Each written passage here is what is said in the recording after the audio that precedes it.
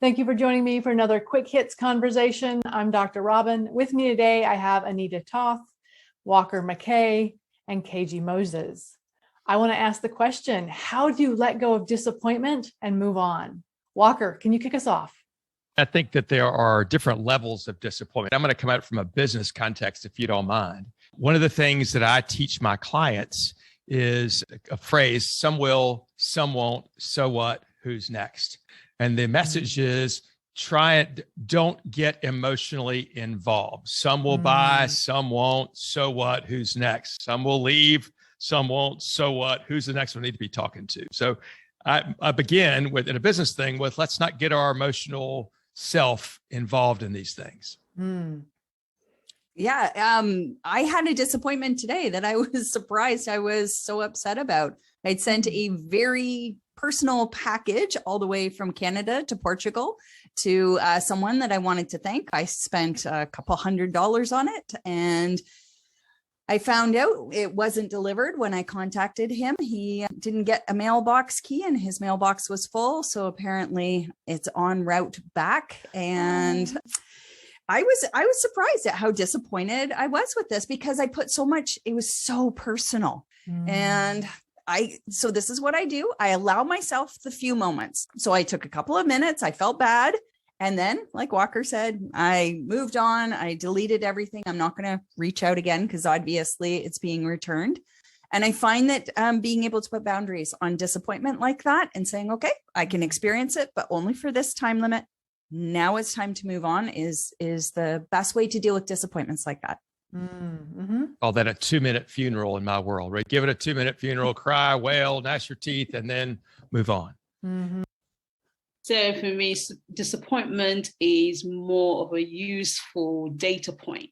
So I see it as a GPS. So it's either telling you you're steering in the wrong direction, or you take time and just reevaluate what you're doing and maybe, put certain things in order to be able to move into the direction in which you need to move towards.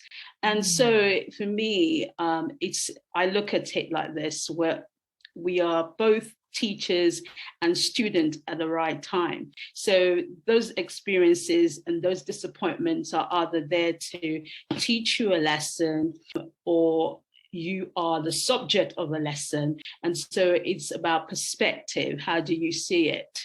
And if you're able to kind of look at each disappointment from that lens, then you're able to not so much dwell deeply into the emotion of disappointment, but rather saying, what is this here to teach me? That's great. That is powerful right there. What can you learn from disappointment and move on? Yeah, I like that. My dad used to say something along the lines of, if you hadn't had expectations, you wouldn't have been disappointed. And I think that that's an unhealthy way to go through life. I think it's unhealthy to go through life thinking, well, I can't expect anything good because then, if something bad happens, I'll be disappointed. So I don't think that that's a good way to look at it. But I do think it's interesting to look at disappointment. And to your point, KG, is to say, what were my expectations? And I think, and in your point, when you send something in the mail, you expect it to be delivered. I think that that's a reasonable expectation. Yep. But sometimes when you get disappointed, I have to look at it and say, were my expectations reasonable? I've come up with a line that I've adopted in the last 4 to 6 weeks that I hope I keep the rest of my life, which is, I don't have bad days anymore. I just have future funny stories. And most of those are wrapped up around my expectations, right? And how wrong or off I was. Sometimes it's a whole long time in the future before it's going to be a funny story, but that's the way I kind of keep things in perspective. I love it, Walker. I have something similar where I say, someday this will be a really great story. Yeah. It's not right at this moment, but it's true. And you kind of, you need the balance of both, right? In order to understand what a great experience is, you have to be disappointed. You have to have something to compare it against. So, because if things are always good, then how do you know what's really good and what's not good? So I see disappointment has a necessary role. It's just not so great feeling when we're in it. Mm-hmm. Yes, definitely.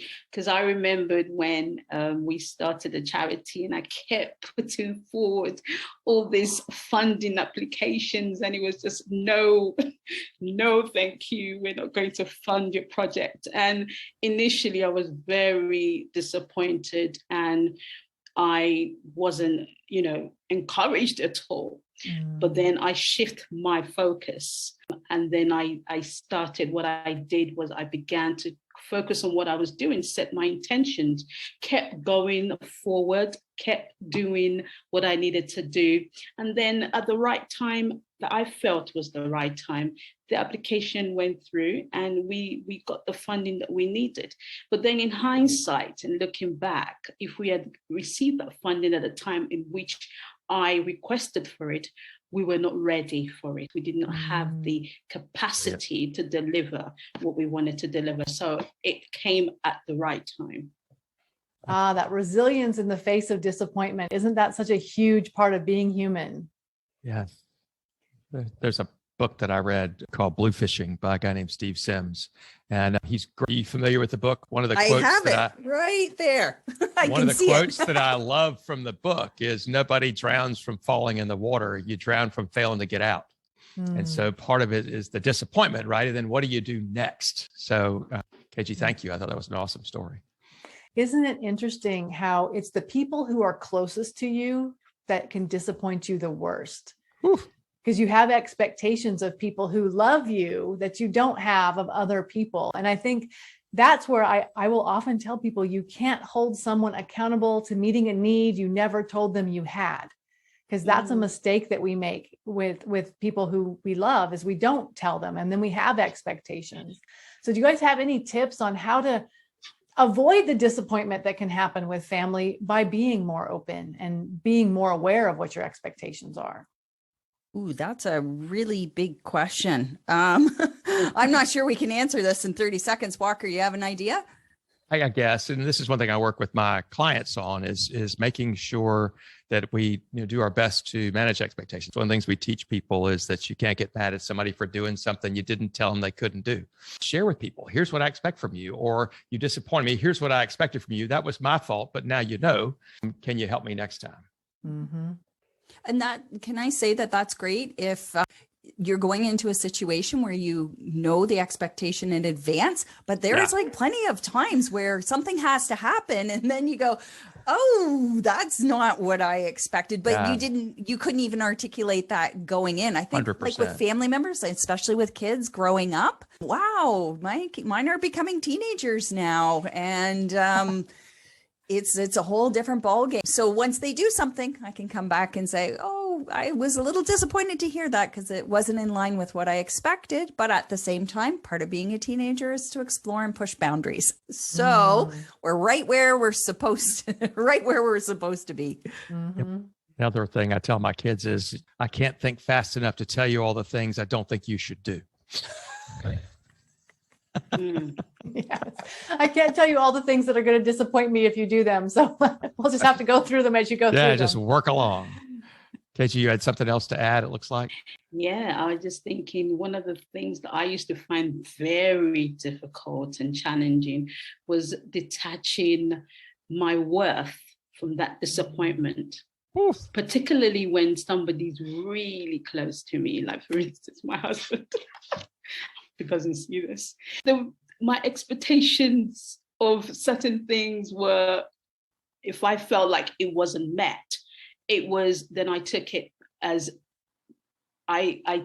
something that had to do with my value, and it had nothing to do with my value. There was probably a miscommunication of expectations, which is very important to kind of outline what your expectations are, so that the other person will know what the expectations are. And sometimes people cannot meet your expectations, and you have to be okay with that.